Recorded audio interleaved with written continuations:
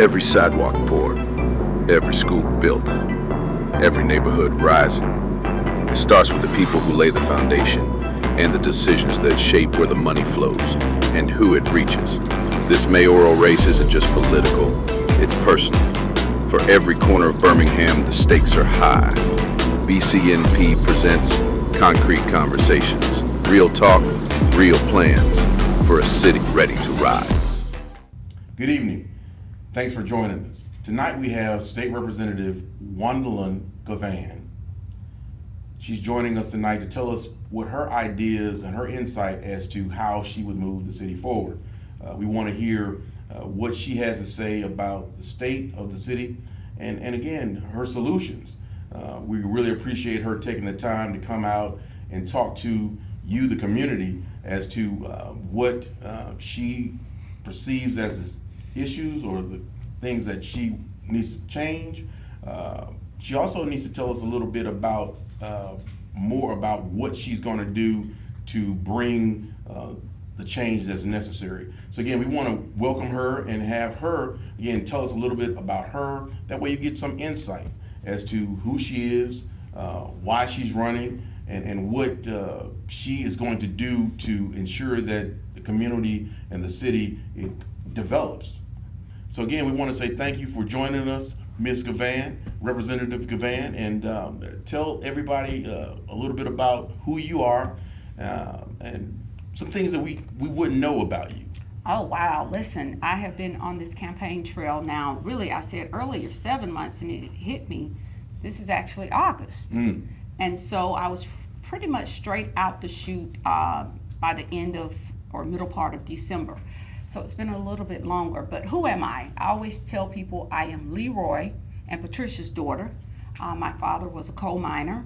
My mother worked for many, many years at Caraway Hospital, and I still feel, this is just my opinion, that Caraway was probably one of the best hospitals ever in Birmingham, and I hated to see it close. I'm from Norwood, by the way. So you know it was a very good hospital, very good. I am a practicing attorney for 21 years now. I am also a member of the Alabama House of Representatives. I have no children. Folks ask that all the time, but I have nieces and nephews. I have brothers, Brendan, Darnell, and Derek, and some wonderful nieces and nephews, let me say that. And so other than that, I am a tomboy at heart. I love football. I am an Alabama Roll Tide fan, but I am also a fan of Miles College. Golden Bears, go Bears. Right. And with that being said, I am really, people, and this is going to shock everyone, I'm an introvert. A lot of people see me all zhuzhed up and on camera, but for me, the best time I have is when I'm at home, alone. I have a problem sometimes with isolating, but other than that, and I'm a church girl. I love church, and I grew up in the church. So I think that's it. I live a boring life. Okay, well, again, we want to have an opportunity to get a better understanding of who you are. Some people may know you for the work that you do as a state representative. Many know you as relates to you as a practicing attorney. But here's what I'd like to ask. Give us more background from this vantage point. You obviously were not born a politician. So what happened or what helped to shape that particular perspective where you say, okay, I want to get in that position, I want to serve, I want to, I want to be a servant of the people. How did that come about for you? Let me say, Jared, and I know some may argue, I believe that leaders are born. It has to be in you. And it has to also be instilled in you. I grew up in a very, what I always say, an obscure place on the map to a great extent. 2 points between my father being from Graysville, a community called Alden, and my mother being from Adamsville, off of Glasgow Hill, now Honeycutt Road and what have you. And when I grew up and where I grew up, everybody knew each other. Everybody had a screen door. You remember the screen doors that had the little screen latch in on it it, yeah. with the latch? Mhm. And 9 times out of 10, maybe after a few days, you had it. There's a slit in the door, but you still kept it locked. Sure. But I grew up in a time in which everybody knew each other. Everybody's problem was everybody's problem. Everybody's child was everybody's child. I grew up in a time where don't be at home when the street light is already on 5 minutes out. You better be there when the street light before it's on. Not only that, the lightning bulbs. You remember the lightning bulbs? That was our gauge, because you knew if you saw those lightning bulbs. But with that being said, everybody's issues was everybody's issues, and I grew up in a time where we would help each other. I grew up in a time when I could still walk into someone's house with the little slit, unannounced, and if I needed something, I got it, or if there was a need that they had. And I grew up with that level of service instilled in me, and it just, from there, I decided I wanted to always be able to help someone, and I've always done that. And then, as I said, I was a tomboy.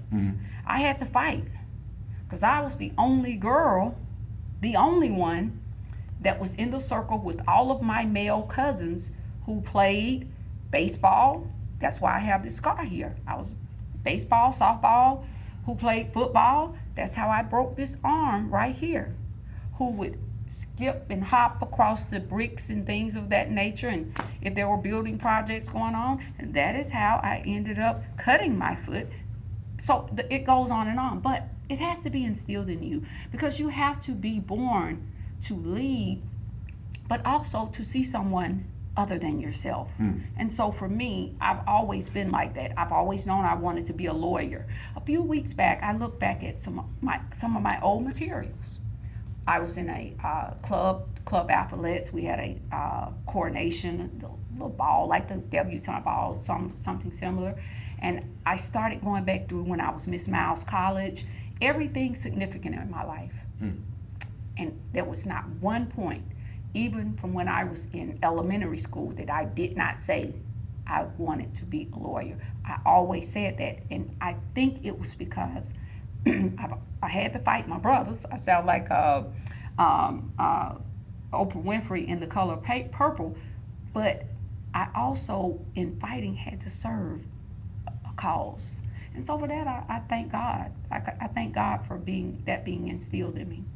Let me ask you this. So, and we're going to get to your perspective as to this journey that you're about to embark on as being the leader of this city. Let me ask you this for context.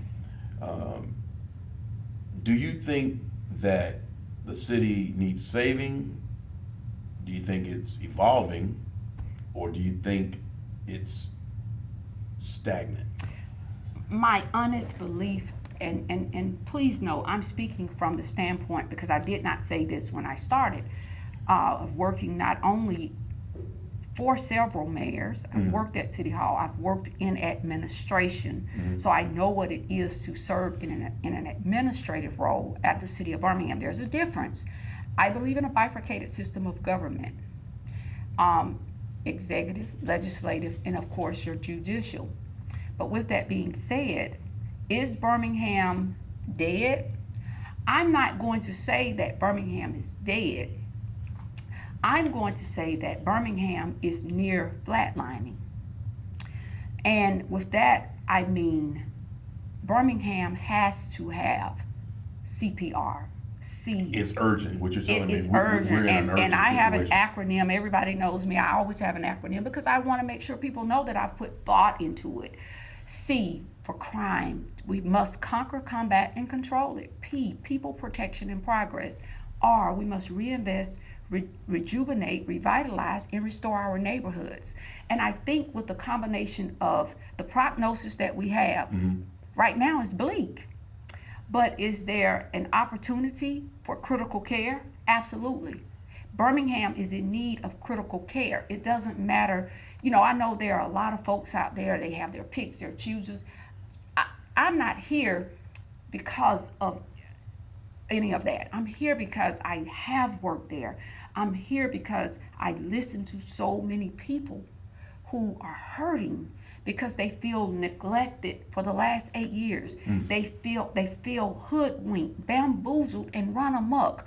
They are tired of calling City Hall, and before they could get the comment out to tell anyone in City Hall what they want, that the folks who answer the phones and who have the responsibilities are telling them what they want before allowing them to express themselves in order to get the services that they so well deserved.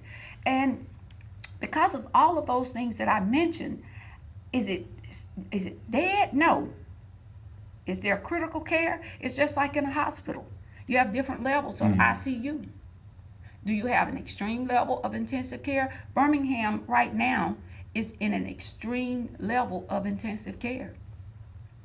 I mean, I don't think we would have many people to disagree that we've got our challenges.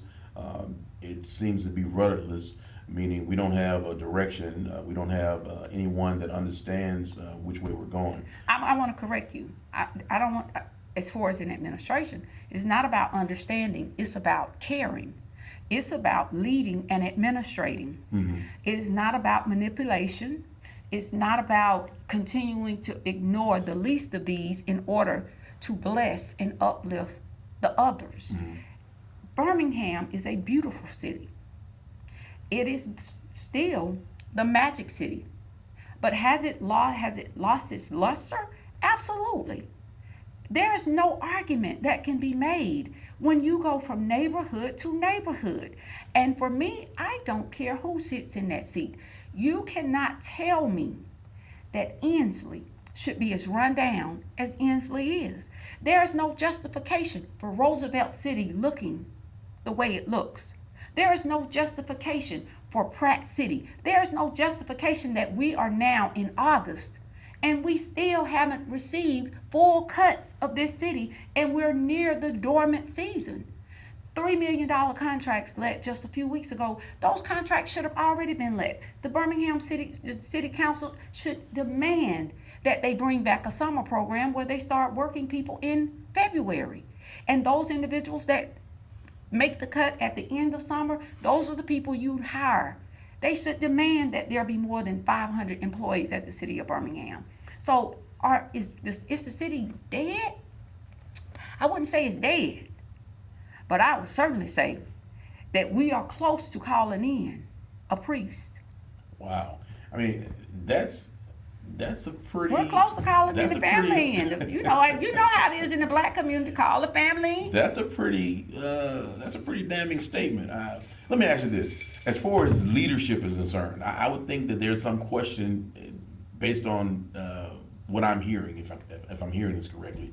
Do you think that the leader or the mayor, do they set the tone as to how the city feels about itself, the direction, Absolutely. And whether or not, do they set the tone? As the mayor, you are the face of this city. When you journey in from another state through the airport, you're greeted by the mayor. Why is that so? Because that's telling everyone that I am the leader of this city, and we are welcoming you to our home. We are welcoming you to our city. We are welcoming you to our business, our entertainment, and all that this city has to offer. Listen, leadership isn't something that you just decide that you pick up because you graduate, you go to school, and then all of a sudden you want to lead a major city. 8 years ago, the city of Birmingham, because I work for Mayor William Bell, and he is a supporter, and I respect him to the fullest. I respect anyone that I've worked for. But 8 years ago, I serving in a capacity working doing contract work with legal aid, I sat there in front of this leader for almost 4 or 5 years at different intervals as a prosecutor. And I'm not here to talk about him per se, but we're talking about the mayor. We're talking about the historical perspective. And 8 years ago, me having worked for Richard Arrington, me having sat there for those 5 years, listening to conversations of hope and the desire to be the mayor, but also me listening from the standpoint that I've worked at that time for the greatest mayor. I've been working and dealing in politics since I was a kid. I was friends with Arrington's daughter, Erica. God rest her soul. So with that being said, I was around this level of politics all the time. So I'm no novice.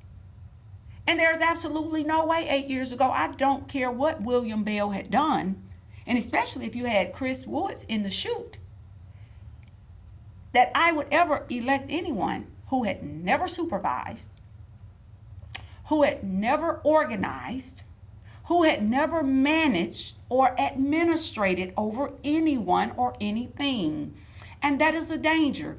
Also, we have to be careful when we are electing individuals that you have a system set up and a hierarchy has been diminished. Why? Because those individuals with institutional knowledge are now gone. So 8 years ago, the city was left with an incoming mayor. I'm just giving the historical perspective. Okay. The incoming mayor and 2 city council persons who just happened to be from the south side or further south side of town, and that was O'Quinn and Valerie. So now you have new leadership, no one to check and balance. People argue about the Mayor-Council Act. You listen, at the end of the day, if you have a mayor mature enough to know and respect the bifurcated system, you're going to turn the budget over. Why? Because you use the budget to your advantage. You're not going to hide everything. If they want to change the mayor council, I support wholeheartedly changing it. But the realization is the city council has 5 votes. And I've never not seen 5 votes not stop someone if you understand the dynamics of politics. But these city council representatives, I have the utmost respect for many of them. I know I'm in the sorority with some of them. I'm in the links with some of them. But the realization is all I hear from them is if I push too hard, I will be iced out. If I push too hard, something will be taken from me. Well, people think we don't attempt to talk to those in the executive office. This is what they say, and they say it publicly to individuals. And I'm sitting there saying, oh my God, this is bigger than the Mayor-Council Act. This is about people who really don't understand the nature or undertaking of politics. Because there's no way in the world that anyone, the council president, should tell me, and he's told many people this, that he has attempted to structure a 5-vote block and has not been. So those are the things that I look at. And listen, is the mayor the face of the city? Absolutely. He's the face every time there's a ceremonial event, so he should be the face of the city when it's time to pick up that paper. He or she should be the face of the city when it's time to get this grass cut, when it's time to ensure that we have more than 400 or 500 sworn APO certified law enforcement officers. It is he or she is the face of the city when it's time to make sure that we have more than 500 people working at the Public Works Department. And listen, I don't care what any of these folks out here in this Facebook world think of me about certain issues. This is not to attack anyone. This is about the realization of what has not been done. We wait 8 years to say we're going to give the neighborhoods $20 million, which $15 million of that is for resurfacing. By the time you resurfacing, you know this, Jared, one good street, you out of $500,000 almost. Am I right or wrong? Right. So add how far $15 million will go in resurfacing. But to a novice, it sounds good. $20 million, 99 neighborhoods, that's 23 communities. Yeah, that's not that is a slap in the face of the neighborhoods. So now we do this year. This should have been done 8 years because the city is so decayed. Potholes everywhere, broken streets everywhere. People are losing money off their jobs because they're having to pay to get cars towed, vehicles towed, rotation of tires now more frequently than ever. But most importantly, I'll close. I'm sick of seeing the filth. Everywhere you go, I went to Fultondale yesterday, not one candy wrapper anywhere. And people can make the argument, well, you should take care of it. Yes, you should. But it is still a key essential service. Absolutely. That is owed to this city. Absolutely. to clean these streets and these neighborhoods up. I agree. At the end of the day, that is the consideration that much of our struggle has been based on. Taxation without representation that's what the movement at some measure was totally about. So you're absolutely right. Those are expectations. Let's move it a little closer to the economic piece as to, what do you see, so here's the thing. Everybody would agree that we're not getting this right when it comes to the economic viability of businesses in our community, black businesses. What are we getting wrong, and what would you do different? First of all, I would not forget my people. I would be elected to serve all people. But as a person of color who will represent, and I want to be clear, I said I will serve all people, but I certainly will not forget my people. Black people are the only people who forget that we're black. At the end of the day, the disparities. A question was asked the other night at the forum about the disparities. I thought it was a no-brainer. Listen, are we in despair? And listen, I'm not worried about a disparity study because I'm going to go in there and I'm going to fix the disparity. Because I am going to be fair to everyone. And if they want to support me on the other side, they can support me. But I will not be elected to office and not see about the people who are the least of these in Ensley, who are the least of these in Ensley Highland and Bush Hill and Fairview, who are the least of these in Fairview and all of those areas in Bromett Heights and Winona and Gracilla, Goldwire. I can name almost every one of these neighborhoods now. I am a person who believes, listen, we need to take care of our elderly. So am I going to be someone that is not going to see about the wealth? We must build generational wealth back in our neighborhoods. You have buildings that are sitting that are decaying. They need to be up and running, used as and just for my plan for crime, as substations. Why do we not have substations in these communities where we know the crime is high? That is why I have this plan. And it all ties in the Birmingham Protect and Serve. Community, partnership, policing partnership. All of it works together. So am I going to look out for everybody? I certainly am. But am I going to look out for those neighborhoods that have been overlooked for 8 years? There is a mandate that not only if I am elected, whoever comes in, because these people bought into someone 8 years ago that drove around.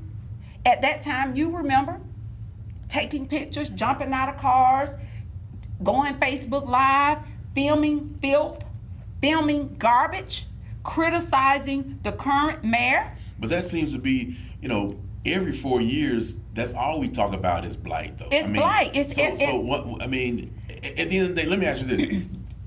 Would you consider yourself a fighter for the people? Would you consider yourself? Absolutely. I don't, listen. I'm talking about a fighter. I'm not talking about a person that's talks about. Listen, I'm talking about an actual I am the fighter. only candidate. Representative Mary Moore and I spoke about this today. And I'm telling everyone to roll tape because I am the only candidate that is on this ballot that dared to stand up to City Hall, stood by myself on this issue of crime. Nobody. Maybe one soundbite here and there, but after that, nobody dared to stand up to fight City Hall relative to the crime in the city of Birmingham. Nobody has stood up to call City Hall out on the carpet. That is why in September, I was the subject of a meme, of a poster board scratch off. You remember that, in which someone said that everybody in the Jefferson County delegation supports public safety but me. It had nothing to do with anything I had said. It had something to do because a few weeks prior to, I had received a call where this person basically was going to ram me running down my throat, and I had no earthly idea at that point to run. So am I going to fight for the people? I've been fighting for the people, and the reason I say this is because you would not see, and there would not have been a mandate, for Thurman to leave.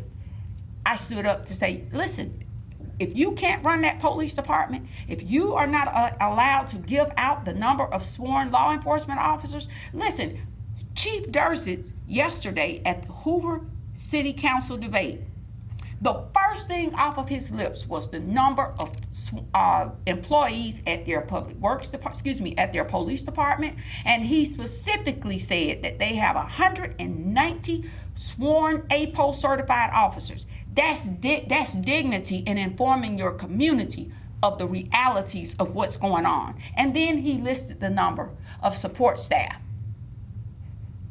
Chills came down my spine. So for me, I was the only person 10 toes down, fighting. So I agree, you fought the issue of the crime, which and the blight. That's why you see the certainly out of dumpster. control. But I think that we've got to do some other things too. We got to do a lot, of course, but what about the economic disparities that represent Absolutely. the culture, the community? I mean, we are a part of the tax burden. I'm questioning why black contractors aren't getting work.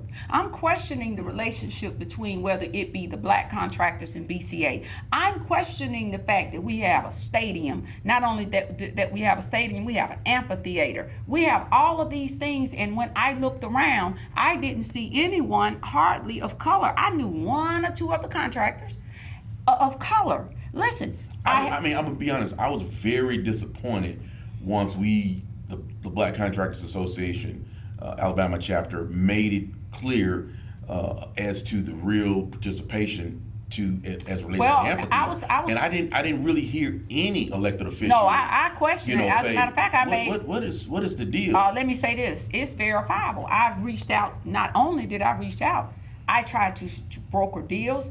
I spoke with the CEO. I spoke with their representatives.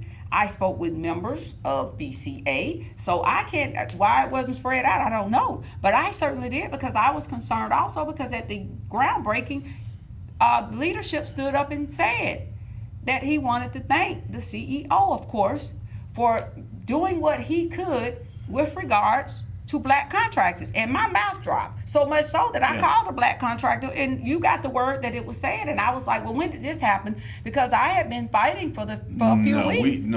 Before we went to court as to get the injunction, 2 days before that, they gave us the participation as to who was on the project. At the time they gave it to us, there were only 2 individuals on that project. Excuse me, 3. That was the glass person, fire sprinkler, and a guy that did concrete polishing. Between those 3, you had less than $800,000. And let me say this, that's disappointing on a whole bunch of levels. It's very devastating. And let me say this, and I want to just say my role.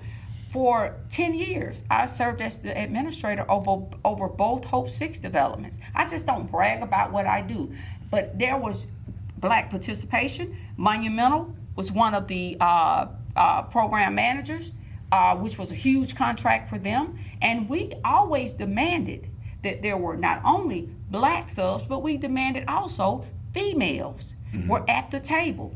Those were both $160-some million project, as well. The one that was Central City, plus, well, now it's Park Place, and then the Inslee Brickyard, which is now Tuxedo Terrace. Listen, I know folks argue this thing. Well, you can't put a quota.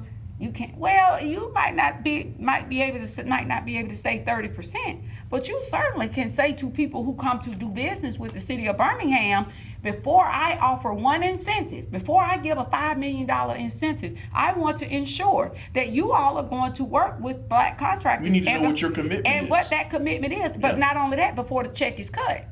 See, this is the problem we have. We get the commitment, and then the check is cut. but the commitment isn't kept. My thought process is simple. Before the check is cut, the commitment should be made. And I need to know that there are black contractors, minority-owned businesses that are in play. I go back to what I said a little while ago. Politics is politics.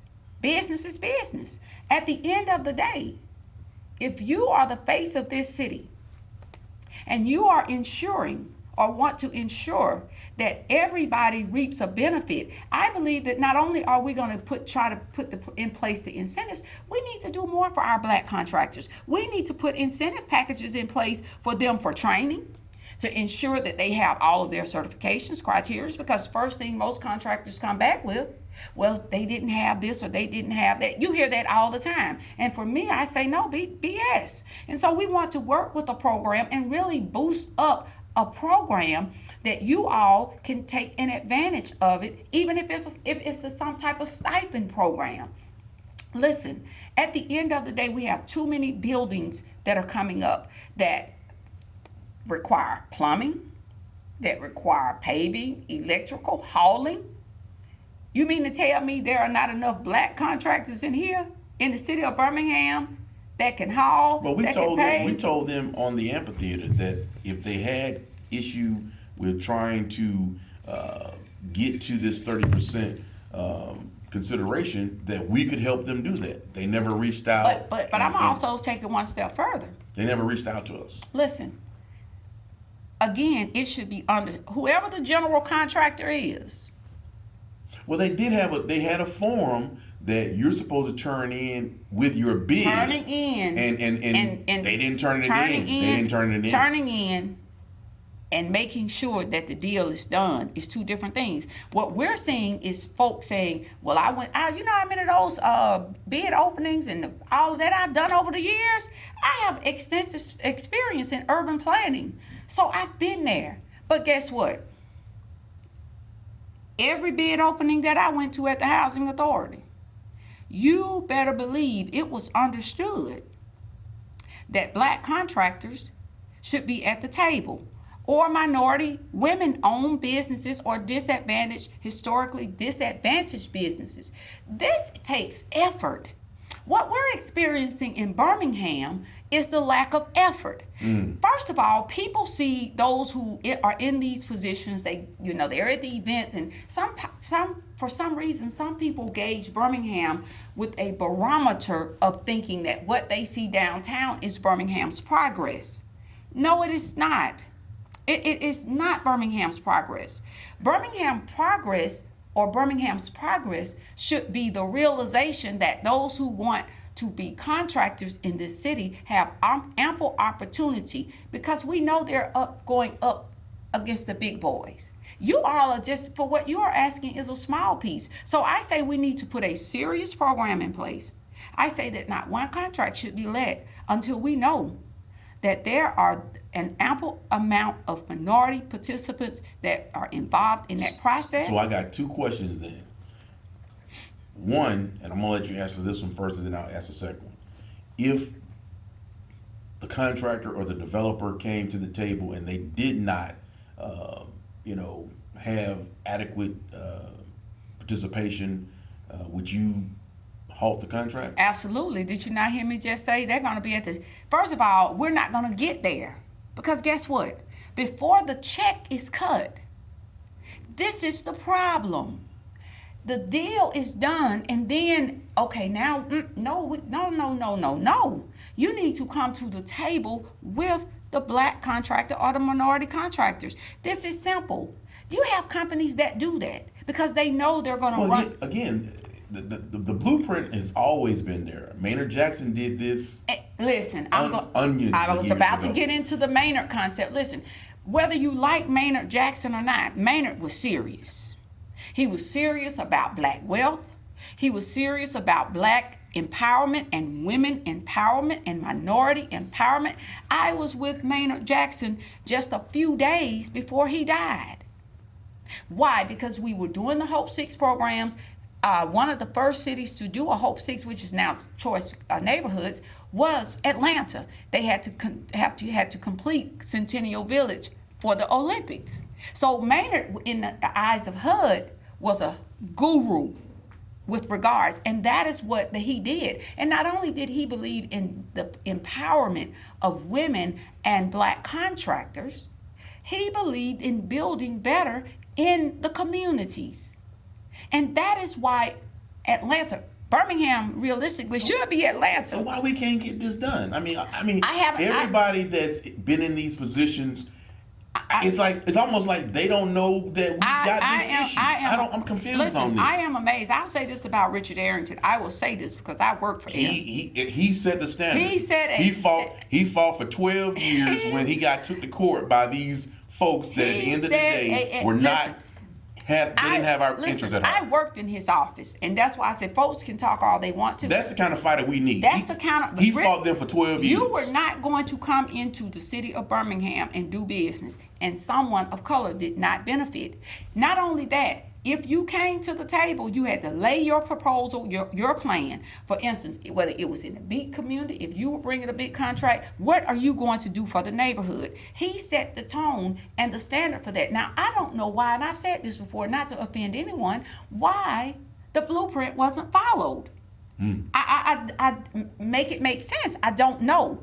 And it is so baffling. And I'm telling you, I sit here some days and say, this man set the blueprint.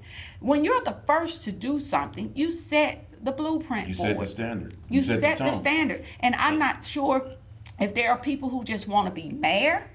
Well, it's a lot of work in that office. Let me tell you, and since we touched on Arrington, I work for this man who is now, 91 years old? Listen, Richard Arrington, when I worked in that office, we went to work at 8 o'clock in the morning, but we probably would not leave until 11 or 12 o'clock, and we were back at work like clockwork, glad to be there. Arrington met with people round the clock. Every day. When I say that,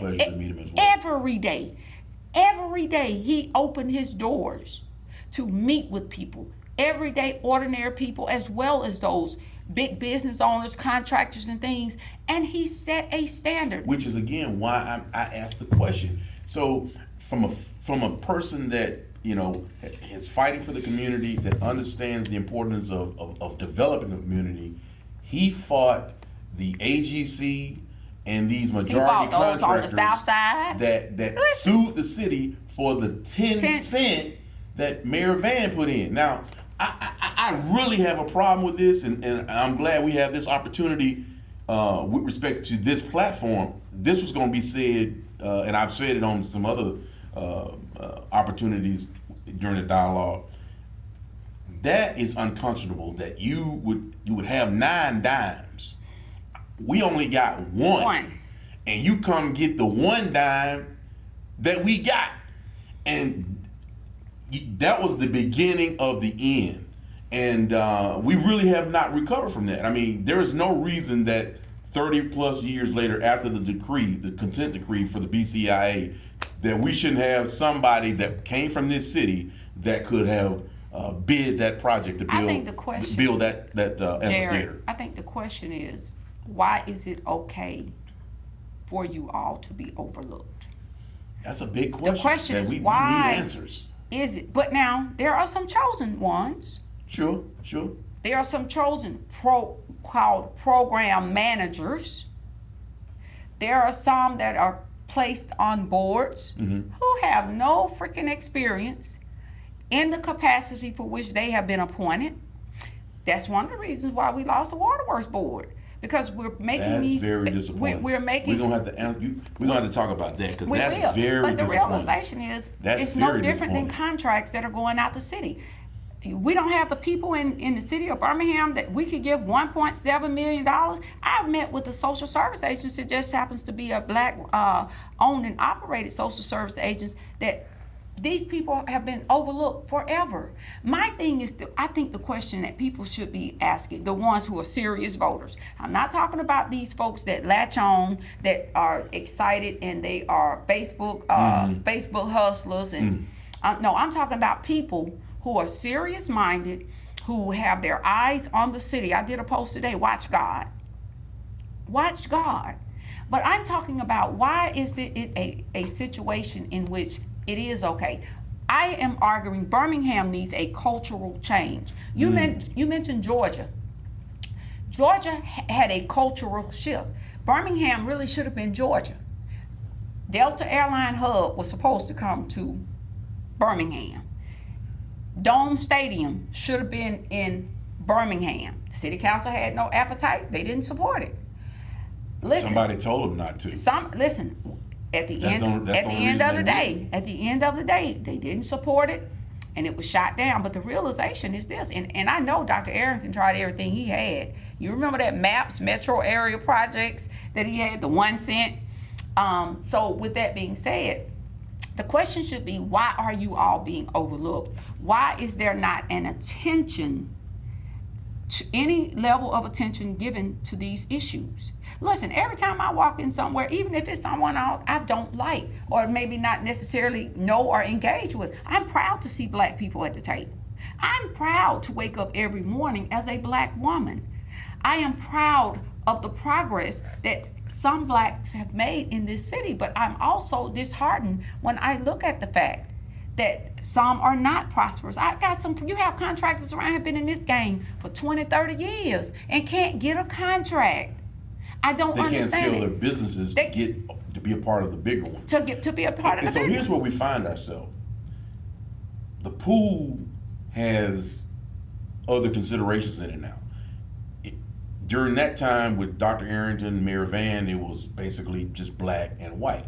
Now you've got white women, Hispanics that are also a part of that consideration.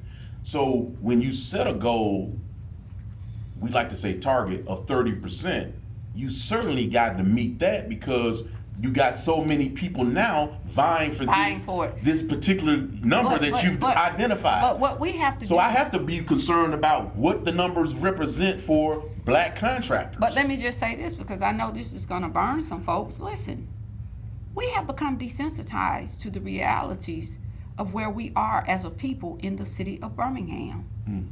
We're desensitized. Why do I say that? Because if one person just so happens to get a good contract, the question is, who does he or she bring along? Sometimes we have some black contractors that are lucky enough to sit at the table because of relationships, because of this and that. But how many other black contractors or black women-owned businesses or disadvantaged businesses do they actually help to lift up? We have become so desensitized to the realities of what's really going on because we have some that think because they have access, because their names are put on the sign-in sheet or the sheet that you're turning in as part of the bid, then what happens, like you just mentioned, 5 cents. Okay, make it make sense. So with that being said, we must change the culture. But also Birmingham needs someone who will show contractors such as yourself that they are intentional, that they are deliberate. Most of the things that we're dealing with right now is somebody caring. It goes back to your first question that you asked me. Why am I running? And I said I grew up in a town, in a place which we helped each other. Your business was my business. My business was your business. It wasn't to drag. It wasn't to throw you out with the dirty bath water. It was to help if I could. And many of those men are gone now. And it's very unfortunate. But also we live in a day of social media, where this social media has become such a platform, and it gives people a false sense of reality. I don't think these folks that we have, particularly in city government right now, I don't think they have a connection to what Birmingham is about. Again, that's disturbing. You have to. It goes back to my first statement. It has to be here. Yeah, I have to. You have to care about people. You must care about people. One thing that made President Obama seem, at the time he was running, when he was saying, yes, we can, he ran on a platform of hope. When you give people hope, the problem is that sometimes people run and they give people hope, but they don't fulfill the obligations. Did you hear me say I worked at a time in Arrington's office where we worked from sun up to sundown and never skipped a beat, didn't care about taking our work because we cared. We cared to make sure. We had just gotten our opportunity We had to govern. our opportunity to govern. And because of that, we cared about, first of all, we cared about our boss. You would never see Dr. Arrington's people cursing other elected officials out. You would never see Richard Arrington's people walking into a room and a council person comes in and needs a seat and don't jump up and get it. I don't even care if it was somebody he didn't like. You would never see Richard Arrington's staff fighting the battles of the mayor because that's not their role. Why? Because all politics is local and you don't make permanent enemies. So what we have here, you have contractors, you have those who sit at the table, those who get a leg up, those that are able to rub elbows, those that get the passes to the suites, and those who get this. But at the end of the day, what are you really getting? What are you really getting? It's just like the football program that they announced a few weeks ago. You have all of these black football coaches, they call themselves commissioners, who have been on the front line fighting for our kids throughout all of these neighborhoods, and then you come up with the one and out where you've recreated a program for a select few, which is problematic within itself. But yet now you have those that would be, oh, well, there is so much. No, that's not true. Tell the people the truth. Tell the people the reality. And then quick fixes don't work. Well, here's the consideration that I would hope that an elected official would understand. The basis of what the civil rights movement was about was, getting representation for the taxes that they were spending. Fairness. And so equality. At the end of the day, Equity. if Ms. Parks, if she had to pay a quarter to get on the bus, like the person behind her, she should have been able to get on the front of the bus. She should have been able to get on the front of the And bus. she should not have Listen, had to get off the bus in the rain and walk to the back and go on the bus if she's paying the same quarter. If she's paying the same quarter. So with that being said, we know who's carrying the tax burden in Birmingham and in Jefferson County. It's black folk. Yes. So why are we not a part of the prosperity that we are helping to generate? Because you all, and we don't have anybody that's concerned about that. Because you continue to elect people who just want to be mayor. Listen, this is a lot of work. I'm running because I feel that I can administrate this process. And for me to be running, I'm going to say to you as a contractor, first of all, I'm going to sit down and meet with you all. And I'm not going to just meet with you all just because I've been elected to office. When major projects are coming down the pipeline, I'm going to come say, hey, listen, come, let's have a conversation. That's when we bring people together. And that is when everybody gets an opportunity. That's being intentional, like you said. You have to be. Birmingham has a problem with somebody really being intentional. It should not have taken 8 years for anyone to say that the neighborhoods would get $20 million for street repaving and then another 5 for other revitalization efforts. 8 years. 8 years of decay. The realization is you should already be at the table.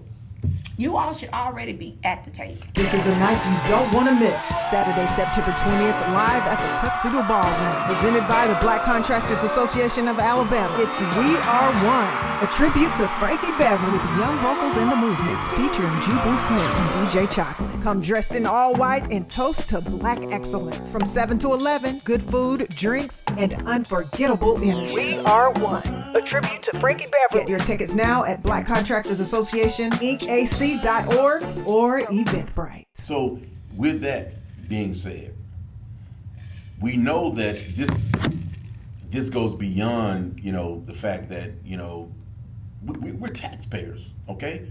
So we have some level of expectations as to being a part, like I said, of the prosperity that we help to generate.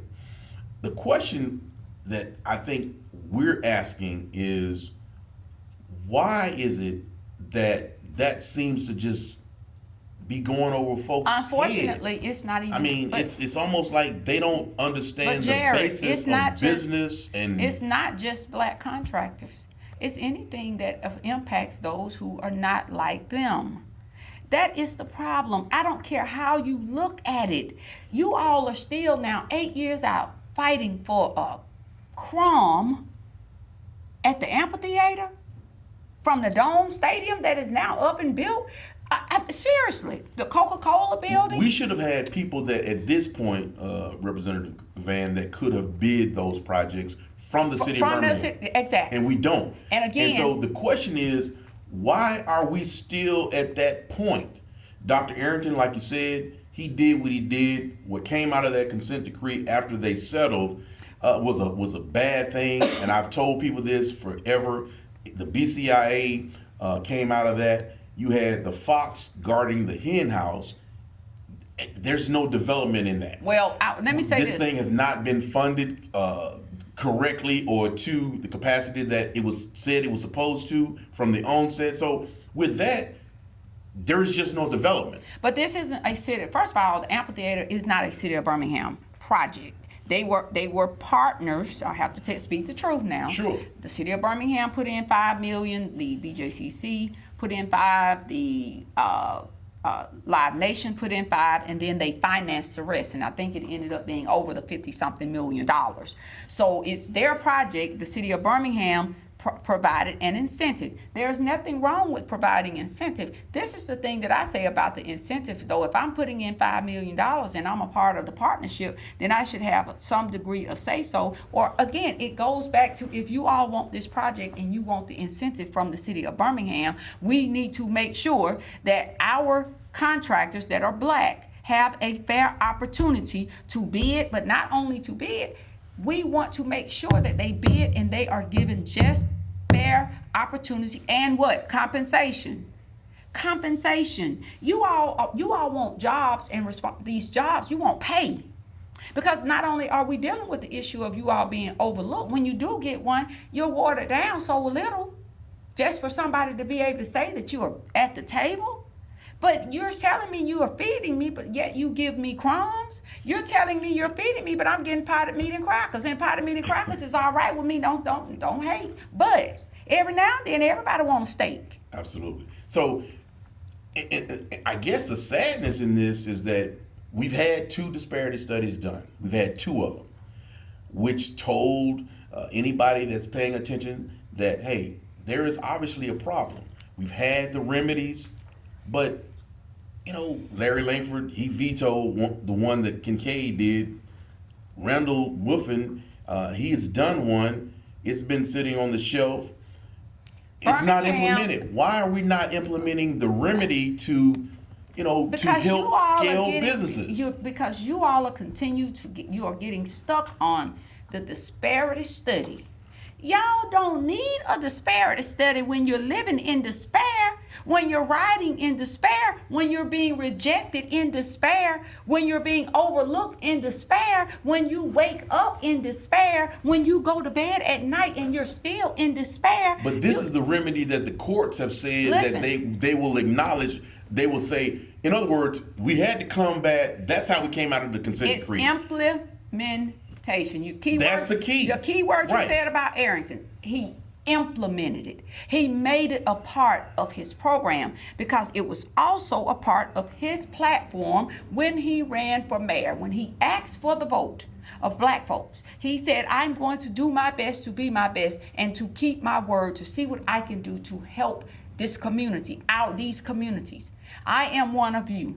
I am a black man, and I know what it is to be poor. Let me ask you this.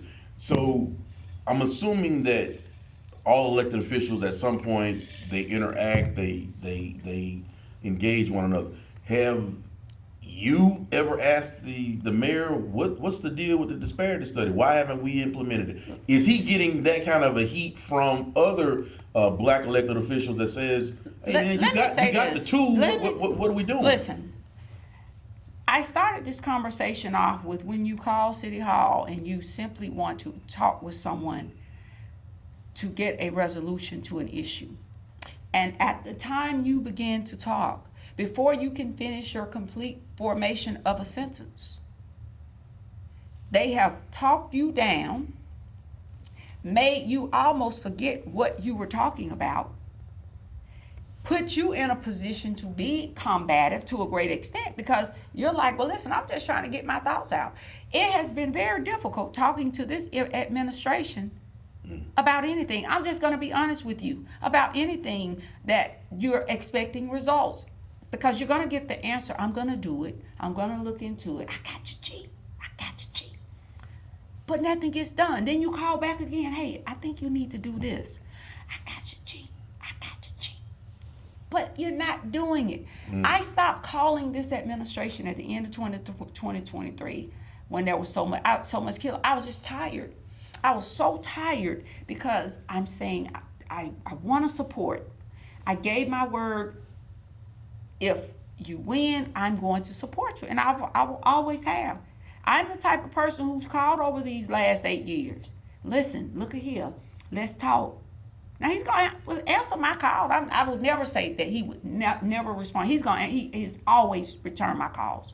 I don't care where he's in the world. He's going to call me back. The mayor of the city of Birmingham, I will say that. And I'll say that with pride. And I believe if I called him right now, he's going to answer my phone. We may be engulfed in this situation, but if I call him, he's going to answer that phone. He's going to do that. I do believe. But at the end of the black elected officials within the confines of the Jefferson County delegation and just the city of Birmingham, do y'all communicate? Oh, absolutely. Is there a consensus that there's an issue with respect to we the community and the talk culture? about these issues. Listen, why is there no solve? Listen, why is there no solve to this? Let me give you an example. We sat at the table. First of all, we're in a minority. We are there's one up on us as far as the number of votes on our delegation. But even with that, just a few months ago, there was an appointment for the city of, for someone within the city of Birmingham's limits to be appointed to the board. Well, it was very difficult finding 5 people, number one, but we found 5 individuals. When we walked in the door, it was already a hand up. Myself and Representative Moore, we fought for the fact that, hey, listen, at least read the resumes. Y'all won't even acknowledge the resumes. And even Mayor... You got to come back and tell the community about stuff like this. It was all on the part. Roy Johnson did a heck of a job writing about it. But I'm talking about where we get in the community. Yeah, you tell an organization that's built on advocacy and 80-something% of the revenues are by black folks. I mean, we almost had to had the police. So much so, I'm going to tell you what happened. We were at the BBA building. There was a woman who works the desk. She heard us in there, and Mayor Moore and I, we were fighting. There were 2 other black people there. They did not open their mouths, and one of them had the nerves to tell us after the fact, y'all sound like cackling hens. Why? Because we in here in front of white folks fighting for black folks. Make it make sense. I can't make this stuff up. So, I get this thing all the time about decorum. Well, I have decorum. It's not too many rooms. I can't walk in and come out with a contract. I've been doing this a very long time and negotiating on behalf of people. But the lady that was on the front desk, she's a black lady. This was a few months ago. When we walked out, this woman, Mary had gone, I think, before me, had tears streaming down her eyes because she heard us in there battling, and she said, nobody ever comes in this building and ever fight for people who look like me. And she said, when I heard you and Representative Moore, this woman, tears, she was one of those almost ugly cries. But she was so passionate because we were fighting. I stand up all the time. I'm criticized for standing up. I'm raked over the coal, and I fight battles for people that sometimes y'all don't know what somebody has said in these rooms. But at the end of the day, sometimes you can pick up the phone from out of that building at City Hall on Short 20th and say, hey, listen, let's look at this. But most of those calls sometimes come to stop people. They come to impede progress. So I'm asking, do y'all collaborate? Is it? Is it because? And I try to tell people this: we can't. If Dr. Arrington, if Dr. King, Reverend Shuttlesworth, if any of those people had listened to somebody tell folks what you couldn't do, we wouldn't be where we at now. Let me just tell you what it is. We sit in those rooms. myself, Representative Moore, we fight like hell. There are some, however, that will sit. Well, it's a way to do it. It is a way. It's a way to do it. The blueprint has already been shown how to do it. It's a way to fight. At the end of the day, the business has to be the business. Because my thing is, if you're telling me that my people are not good enough, I don't need to sit at a table that you think you are serving me. And I had a meeting just a few months ago, as a matter of fact, when the meme came out about me. I'll give you a perfect example. The purpose of that meeting was to address the fact that the leadership had created this meme, and those felt it was a target on me, disrespected. We go in the room, the agenda for the day going in that room was supposed to be to address the meme. Leadership was late. We're sitting there at the city club. I was already had to be somewhere. I'm like, I'm not gonna sit here. We start allowing them to talk about what the bills they want or they had considered. Now you hadn't talked about this all along, so that means now we have a delegation in there of those of color, where you have come in and controlled a meeting, which I said you would do, control the process, and guess what? I got up and left. So then they make the argument, well, you should have said, because it doesn't, we don't have to get, listen, now you're supposed to say, look, that's my colleague. And we did not appreciate what you did. You know how far that could have gone, how that would have made a difference? So it's no different, because right now we didn't come in this room to play. I don't go into rooms to play. I go into rooms to address the disparities. I go into rooms to address the fact that if 75 to 80% of the revenues that come in are, in many instances, from minority people who are color. I've been speaking with the CEO of the Civic Center because I've been addressing the issues of many of the people. You have an amphitheater, and he has said he's going to do something. And my question is when? Utmost respect for him. Great man. I don't want anybody to miss it. I have no problem with him. But I will say this. We're not going to address it.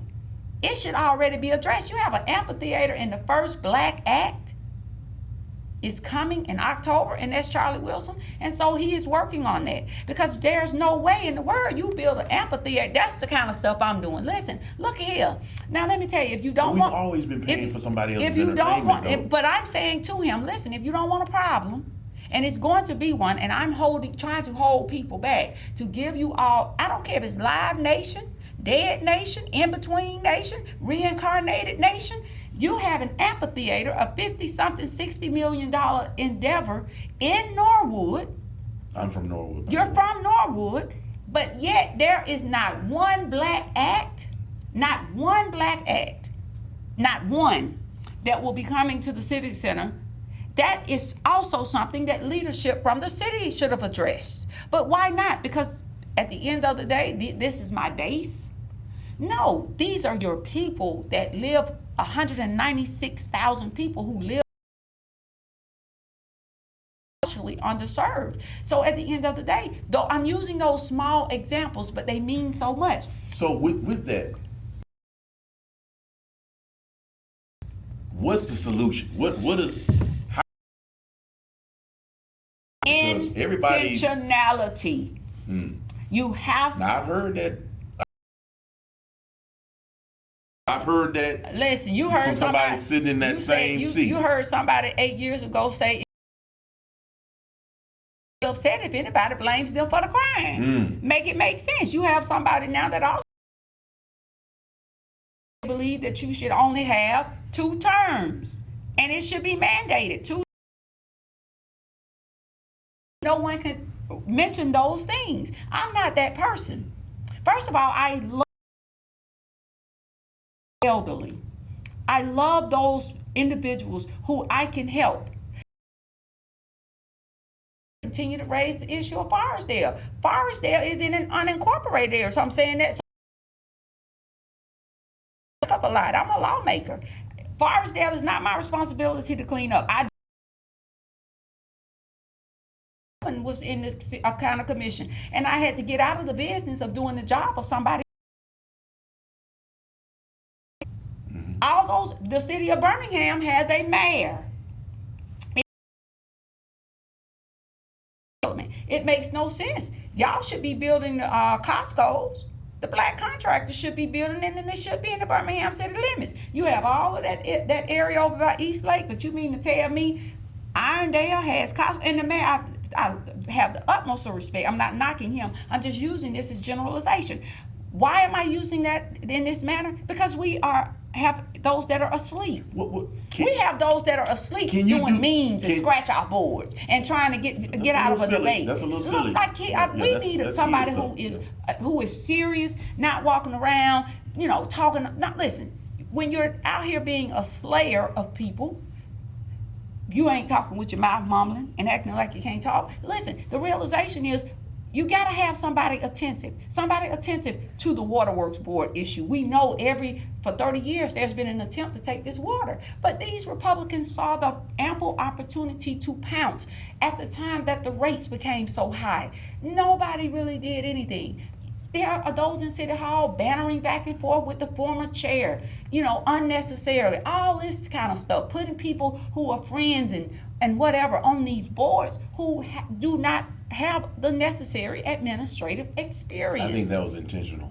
And at the end of the day, we are in Montgomery and faced with having to walk into a room with senators, white senators, who would dare to stand up in a public meeting and say, well, we are going to have to take this board over. We have given Birmingham every opportunity to get it right. The Birmingham Waterworks Board, we have requested data. Every time we give them a chance, we get a few pages and then they go silent. And we are sick of this. We want answers. And not only that, now we are faced with the fact that water bills are $800, $900, $1,500. Why do I know? Because I've had to help those individuals several times because their bills were going up so high, but it was a PR debacle. Nobody did anything, and you're engaging workers, meter readers, who do not know how to read the new meter system. You have to take the corrective action. And that should have also been a mandate from the city of Birmingham, because regardless of whether the city of Birmingham owned the assets, they were the municipal controlling authority. And at the end of the day, it goes back to attentiveness. You have to be attentive. So I'm going to ask you, do we get anything right in the city? But what keeps you up at night? The thing that keeps me up at night when I've talked with people, and I'll tell you what really does it for me. A few months ago, one of my colleagues who's white and I had to go to a meeting in the West End area, and he was driving. And I was touching up my makeup. This was a few months ago. And all of a sudden he said, "Oh my God." And in my mind, I'm saying, well, he didn't hit a bump. He didn't hit a bump in the road. So I said, well, what's wrong? What is the problem? Guess what he says? He said, "It is a shame. I cannot believe that the city of Birmingham has allowed these neighborhoods to go down like this." He was a white man, one of my colleagues. And I said, welcome to our world. So when you talk about a disparity study, you don't need a disparity study to show despair. In that instance, he saw despair right then. You don't need a disparity study to see buildings that sit dormant, boarded up, dilapidated.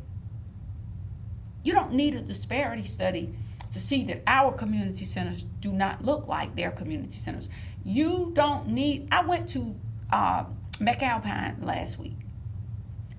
That pool is back up and running, but something quickened in my spirit to go look over at the pool. I wouldn't swim in that pool. That's despair. It's pitiful. And I had just done a Make It Make Sense live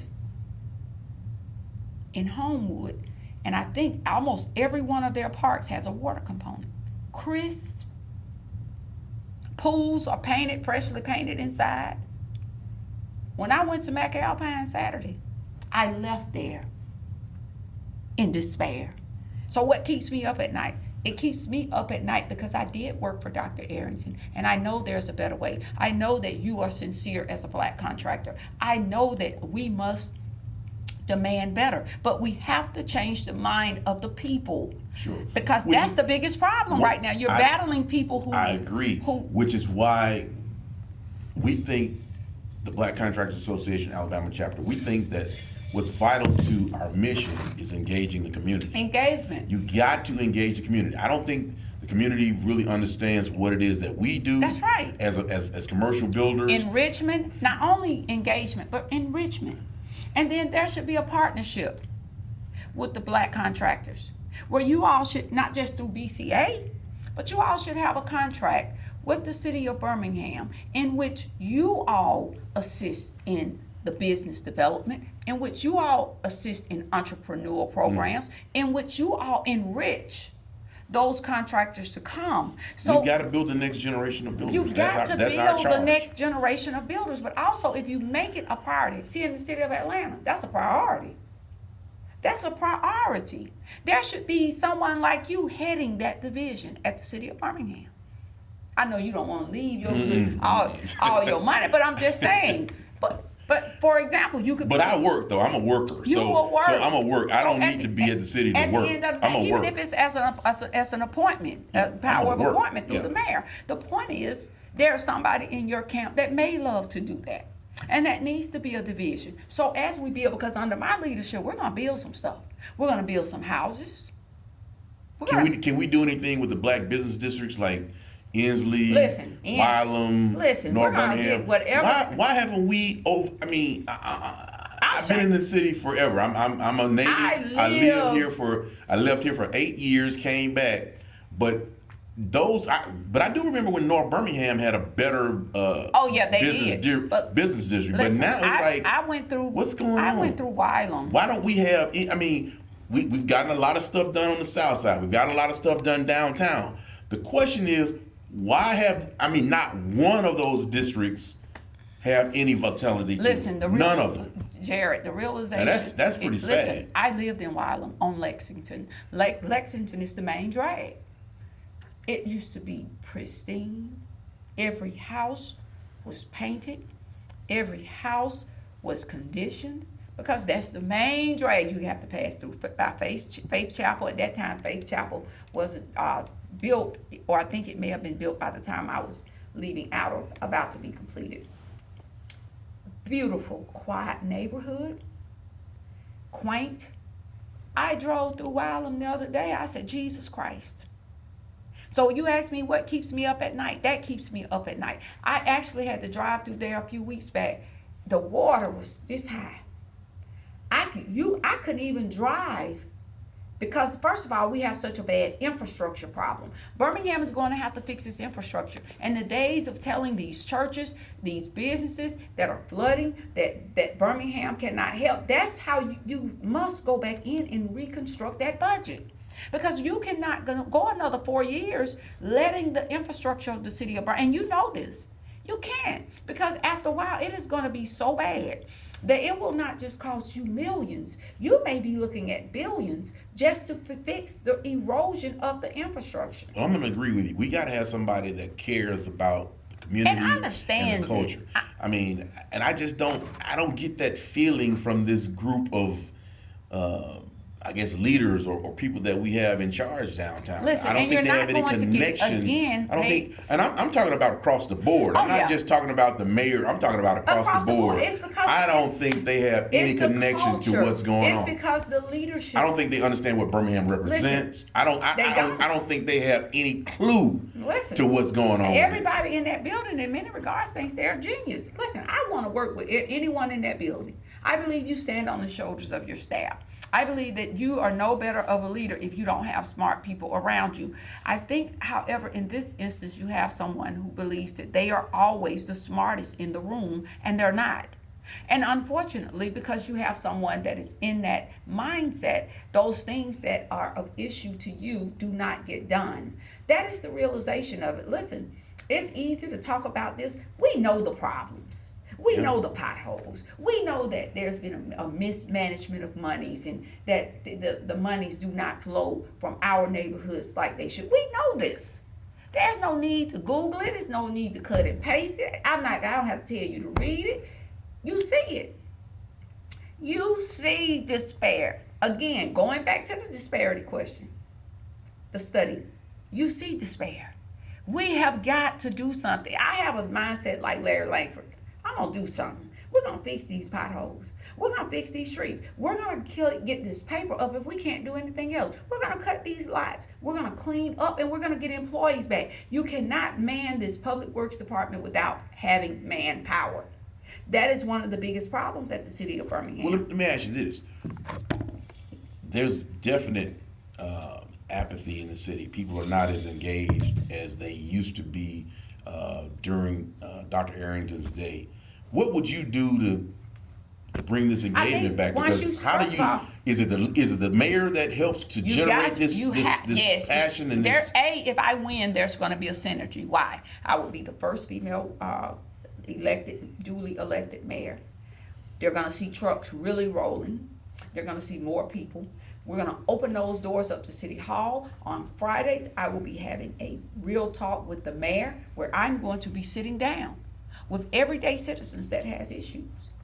With these sidewalks, why is the city of Birmingham not contracting with the black contractors to fix these sidewalks? Listen, those are contracts right there. Why is the city of Birmingham not letting contracts with you all to go in here and deal with these structural issues, to deal with some of the paving issues, the sidewalks? Those are things that you all could be doing. It may not be the largest pot of money, but I guarantee you it'll add up. Absolutely. Ain't nobody never told me that asphalt wasn't cash flow is good. But those are things that I would be partnering with you all. I would be saying, Jared, hey, listen, can you, if you don't want it, is there somebody we can contract with? We can sit down, and not only that, I can give you a letter of appointment to do it. Well, how would you get the citizens though? The citizens don't seem to be. I can remember a time I can remember a time that city council. It was an event every Tuesday. People were in the. They were out. Listen. I look on when I do get a chance to look. I look out there and it is almost empty. Because so what is going on with that? Is that something? There has been a culture that has been created. That there is a dictatorial leader at the city of Birmingham. It is terrible. Let me tell you why I say you can deal with the Mayor Council Act and we'll change it. But I'm not going to have to deal with the Mayor Council Act if I'm mayor. We can change it, but I'm still going to do this one thing. Because I came up under Arrington where I knew the importance of having the support of the council. You don't have to hold something over someone's head. You don't have to shut them out. That's how you strengthen yourself as a leader. Debate is good. Friendly debate is good. Constructive criticism is good. Constructive criticism should not be used as a weapon to destroy somebody because they agree or disagree with your view on an issue. What you do, you learn to marry it. There are people I disagree with all the time. But guess what? Even if I have a disagreement with you, I'm going to sit down at night. I'm going to settle my head. And you know what I'm going to do? I'm going to settle my head in a way that I'm going to say, well, let me look at Jared's side. I could have done this a little bit better. I try to go to bed at night where I try to reason with myself and the situation to make myself better. You have to have someone mature enough in office. And listen, everybody has family. I mean, I have family. I keep my mama out this election. My mother is a very quiet person. She's funny. They call her Mama Pat. But I always keep my family. I try my best. My brothers are helping with the campaign. This is the closest they will get. And that is just assisting with some of the manpower. But even with that being said, I do that because I don't want my judgment so skewed. I don't want my mama over here in my ear thinking I'm an angel, because all mamas know their babies. But also I want to be in a position that I can hear other people. Not from my boyfriend or not from this, because those people are going to hear my side. They're going to partner, they're going to buy into me. So why am I saying this? I'm saying that you have to be mature enough to associate yourself with people that will tell you the truth. My mom, I don't care what, Mama Pat, that's my baby. But my mama gonna say, I know my child, and she's gonna call me in and she's gonna say, now listen, you need to get your city cleaned up. Or she will say, listen, maybe you need to think about it this way. And I'm not just using my mother as an example. I'm not talking about anyone else's mother. I'm using family and close associations. My father was my number one hitter. But even Leroy knew a boundary. And I knew a boundary with him because he doesn't know the whole conversation. And I want to be able to look at things objectively, to see where I can make a difference, to see where I can make change. Birmingham has to have change. Birmingham, it's time. It's time for us to realize that we are better. Birmingham, it's time for our children to walk and play in community centers that are up to speed with technology. Birmingham, it's time for performing arts in our schools. It's time for more vocational. It's time for better assistance with reading proficiency. We need pride. We don't have any pride We anymore. need pride. Why am I mentioning those things? Because those are things that give people hope. Not every child is going to play football, baseball, or basketball. But there's somebody who dreams of being in art, an artist, that dreams of fashion, to be a fashion designer, that dreams of being a contractor, a plumber, an HVAC. Representation matters. I used to think I thought that was just a little tagline, but that matters. It matters. They need to see people. They need to see people moving around. That's why I'm going to create a in shadowing. Mayor Arrington used to have a shadowing program where young students from the city of Birmingham would come in and shadow those individuals in City Hall. I've not heard of anybody doing that as of late, or in this administration. I'm not saying they have not. I just have not heard it. But it was also always a great thing. Why? Because you help to further cultivate the mind. You have to cultivate the mind of the children in Birmingham. But we're at a point with the CPR that, and I may have to add that as another C, that we're going to have a cultivation. We're going to have to cultivate the minds of the people to get them out of the mindset that it's okay to park 15 cars on your front yard, but yet you're saying nobody's coming in business in your city, in your neighborhood to do business, or in your community, and the major chains are going to Fultondale, Gardendale, Homewood, Vestavia, Irondale, and Mountain Brook. Well, here's what I'd like to do or see, Representative Gavin. I'd like to see the expectations raised for our culture and our community. I think that's where we start. If we can get the expectations up, then they will expect to see a black contractor build a something in the community, because number one, we've got the resources, but they need to see Jared, that kind of I'm thing. gonna tell you another thing. Why? And I agree with you. We're gonna have to also do it family by family. Why? That's another thing that is missing. When you dismantle the family structure, the neighborhood structure, building new homes, bringing new life and vitality into your neighborhoods. There has not been one housing development, full housing development with at least 250 people since Oxmoor, and part of that is in the cutoff. So the expectation, the cultivating of the mind also has to include involvement, engagement, activity, enrichment, performance. But it has to be performance-based. In order to grow this city, you're going to have to set a performance-based scale. Why? It can only work if you set it as a performance-based. Meaning holding your own self responsible for the development of the culture and the community in the city of Birmingham. See, I'm the type of person, I'm like Larry. If I say I want it cleaned up, I'll go out there and ride along with them in the truck. And I believe in that. I work at the Public Works Department. I know what it's going to take. I know what it's going to take to get this city cleaned up. The realization is someone has to try. Someone has to say, I am the CEO of the city of Birmingham. And when I welcomed you to this city, when you came through my godfather's airport, Uncle Fred Shuttlesworth, I spoke at his funeral, loved him, miss him. That's a real man. And when you came through the Fred Shuttlesworth Airport, it means something. Absolutely. Not only are you coming through the airport, but you're getting ready now to go into this city where we are welcoming you with entertainment. We are welcoming you with prosperity. We are welcoming you, and you're not seeing 550 homeless folks welcoming you off the exit ramps and on ramps. You're seeing a city that you're driving in, that buildings that are being built are built by people of color, and not just Hispanics, but black men and or women. You're seeing buildings. You're coming to a city that changed the world. Hope. And I need you to understand who we are. We've got to get that level of perspective back. And I just need, I'm looking for a fight. I want to see some fighting. Let me tell you something. I'm about to upset some folks. When you said that about change the world, that Civil Rights Institute over there almost needs to be torn down and rebuilt, because there has been an appetite of neglect. There is no way in the world that the Legacy Museum in Montgomery should look 150% better than the Civil Rights Institute in Birmingham. But you know why, though? This guy is going out and getting his funding from folks that at the end of the day, they understand what he's going to do with the resources.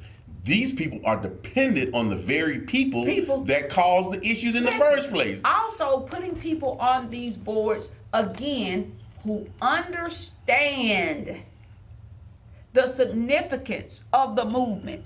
You have people on this board ain't never fought for nobody. You have people on the Civil Rights Institute board that don't know what it means to really stand up and take a stand and say that I'm tired and sick and tired of being sick and tired. You have people on the Civil Rights Board ain't never had to worry about a piece of bread on their table. Doesn't know what it means to eat sardines and crackers and potted meat and crackers. You have people on that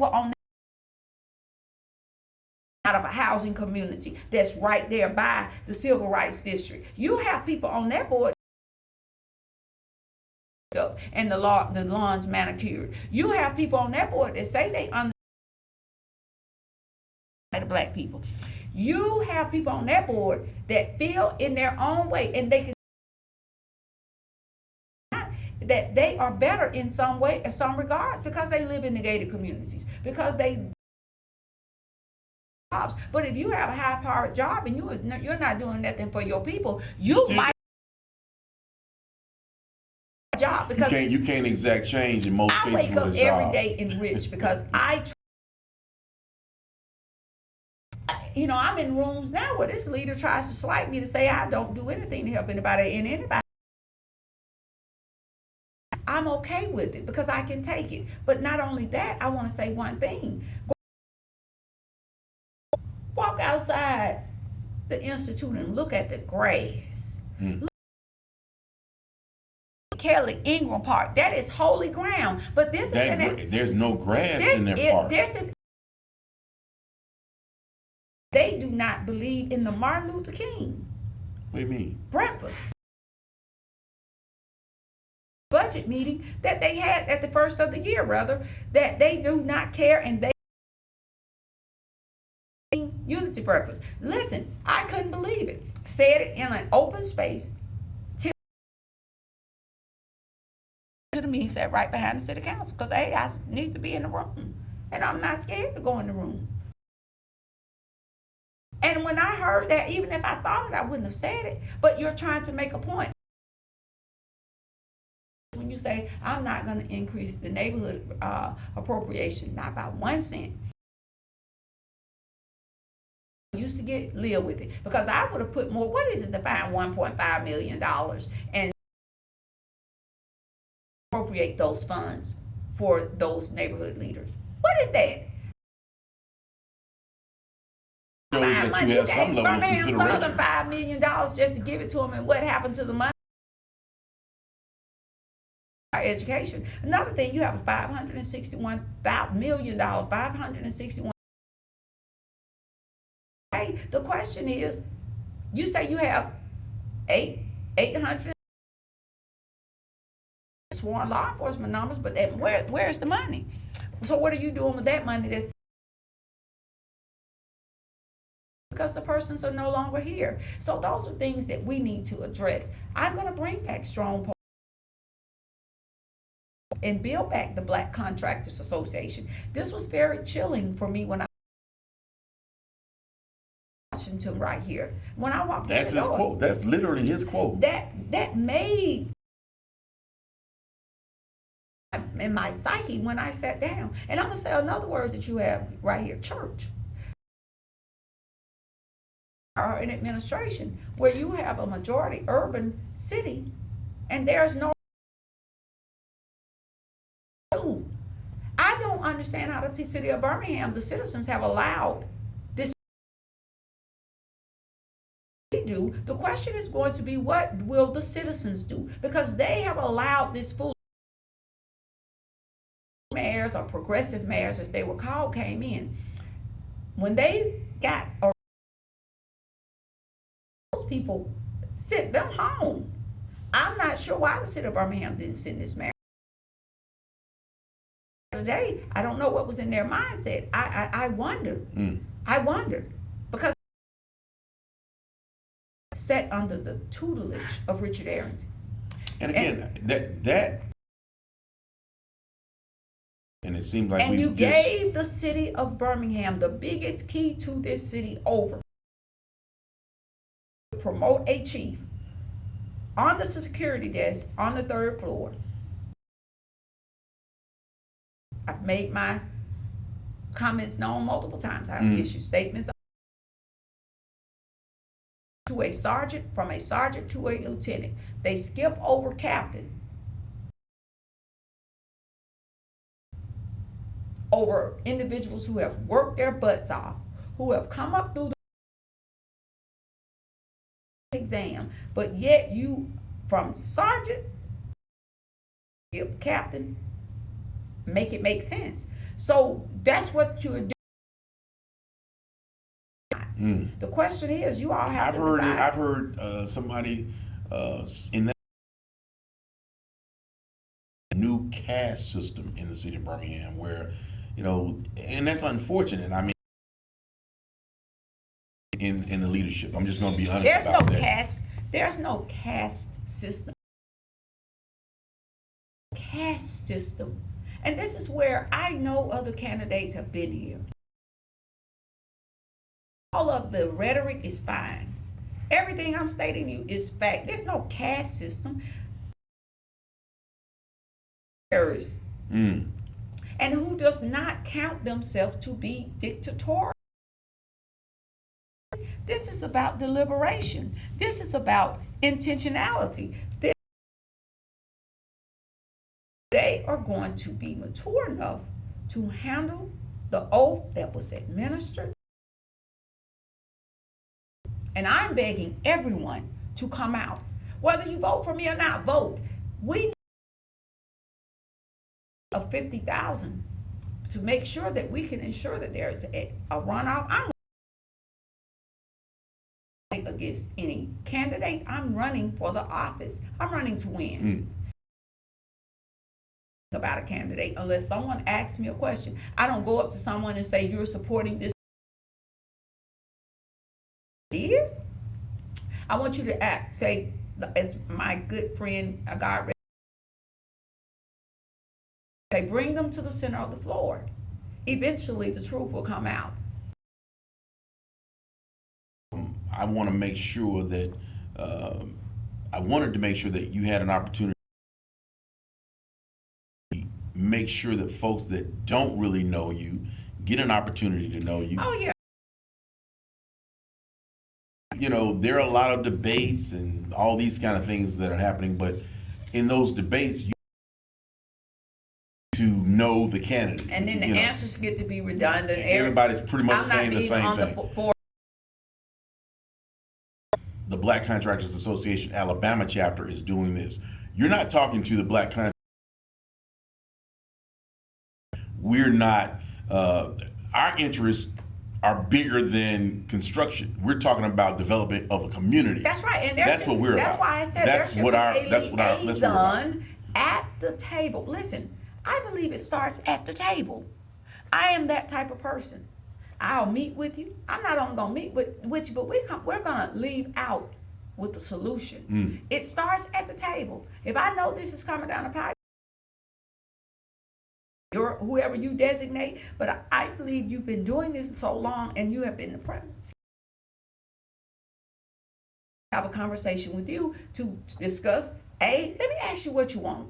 I believe, what are you gonna do? The first 2 or 3 days, the series of meetings. I want to let the people in the neighborhoods know that I am here for them, and I want to ask them what they want. I want them to tell me what they want. We don't have to take back our city. Our city hasn't gone anywhere. In our city. That is the key. Believe that they have taken something from you that belongs to you. That they know that we are here and we're not giving it away. That is a down with the neighborhoods. And not only that, make the neighborhoods a buy-in for the built in this city. There should be a buy-in. If I'm working with you and you're working with this person, and there's a bigger mandate on me to marry. Why is that important? Because that helps with the cultural shift of the mind. Mindset has shifted so bad. And I'll close with this, Jared. It goes back to the neighborhoods. In those areas where neighborhoods are kept and they believe that somebody cares about them, you all, maybe you get with your painters. We create a paint program system where they work with us. Neighborhoods where the houses have become that was actually one of the best. Listen, I worked for Ping. I love I it. think his name was Mr. Horn. Fred Horn. Fred Horn. Yeah.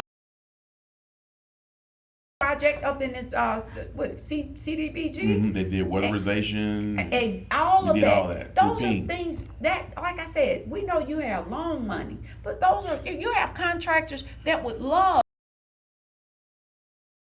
regular contractors. I was a young kid at the time, so I think that would be a great place to place our kids. That's the another younger thing. people. That's It what I goes mean. back to what Not I'm saying. kids, but younger people. I'm going to incorporate a junior mayor concept and council, and I'm going to meet with them once, if not twice a month, but certainly once a month, and they're going to come in, and they're not going to just sit in the conference room. They're going to come into my office, and that day that they're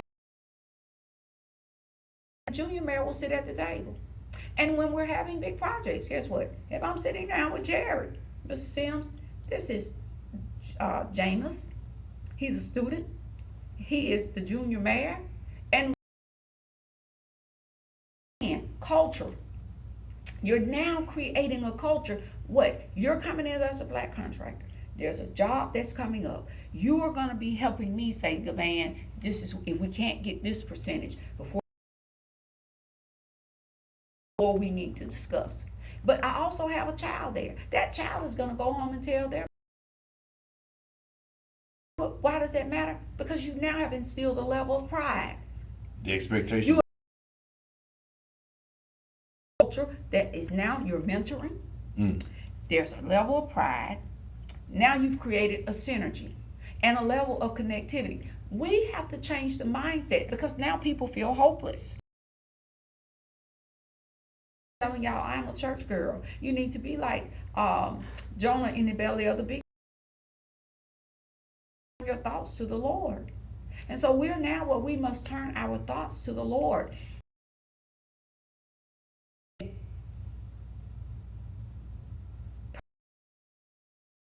Position. Who will do justice while mercy, have the understanding to know that you must be compassionate. And that compassion starts at the beginning of the conversation. Compassion starts when you assume that has been missing is someone who lacks compassion, because nearly 1,000 people who have died and you don't. I couldn't sleep some nights calling funeral homes. So for me, when I have black that are black contractors, my cousin runs a hauling company, Tony Clark. have to deal with him, he's frustrated. He has contracts that, he's thinking he's gonna get time for the draw to be made, or when it's time for him to get his portion. Yeah. Oh well, That's we've a got. portion. Yeah, Unfortunately, that's a part of the. I've sat That's in a the dirty table part of with him the when he's had to try to fight for his. Not just sitting here as someone who just hears about it. I've had to sit down with contractors. Well, again, And when they get those heavy, expensive hauling tickets, especially from to be called in on. So those are things that I want to do, and I'm intentional about it. Because if I succeed, you succeed. If you succeed, we both succeed, and we're all better for it. This is how I was in Dr. Arrington's office. That Inslee Ramsey McCormick building, that was my project. I left City Hall in 2000. That was my project, and that building still is not up. Make it make sense. So why do I have a vested interest in Inslee? Absolutely. I have a vested interest in doing something and boosting some type of renovation. Vested interest on figuring out what we're gonna do with that parking lot up there in Norwood. That's just need to pressure wash it and be responsible for it. Who have not? Those other folks to do it. There's a lot that's going on up there, but the realization is, brothers and sisters at the table, make it make sense. well, again, It's good. I want to say first. I want to say thank you to Insight, letting us understand better who she is. I mean, particular exercise, there are, like you said, there are a lot of debates and these kind of things. They afford the public or you guys an opportunity. We want to again thank her for coming out and sharing her time with us. We want to give her an opportunity right now to,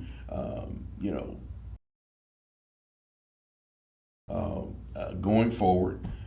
So we're going to let you get us close, and I'll.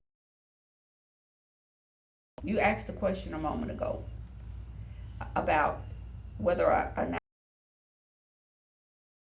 needs to be, or if we need to take back our city. We don't need to take back anything that is owed to us. This is our demand better. We must be accountable for those that we elect to office also. My thought on this election is simple. If you like what you have, keep it. If you like blight, keep it. If someone has not done something for you in 8 years, what could possibly be a lame duck term for them?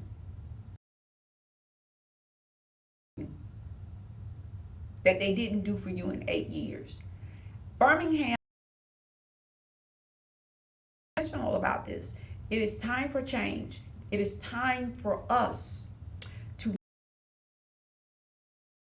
at the table, bring our own folding chair. I love Shirley Chisholm, but that has been so long since that quote was made, 34, almost 40 years ago. We should already have a place at when we get to the table. What is the entree? And unfortunately, in our case, the entree is us, because we're the turkey. Because they've made an absolute complete fool out of us. I believe that it's time for a change. I believe I am the person. I have a plan. Go to Gavin. Plan. Whether it be the neighborhood program, NAP, neighborhood, I'm been here so long. My neighborhood, You're fine. This accountability. Yeah, whether it be my NAP program, listen, all these.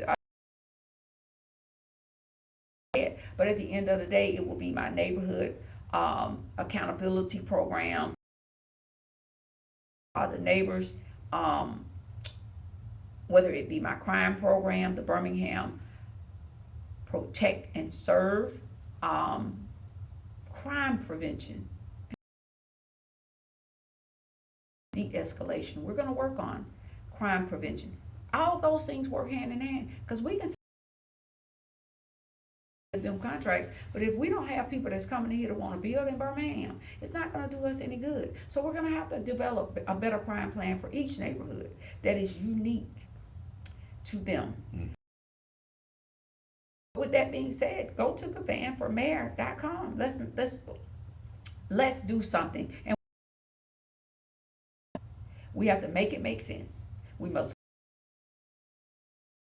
demand a level of accountability, a level of transparency, and we must,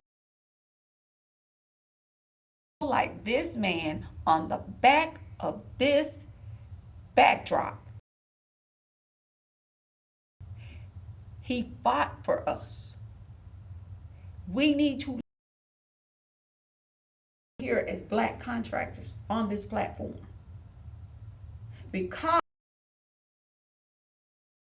We couldn't, yeah. when we could not, because this man fought. I simply close with these words. Birmingham has had every kind of man in the world. You've heard me say it. Short man, a tall man, an old man, and a young man.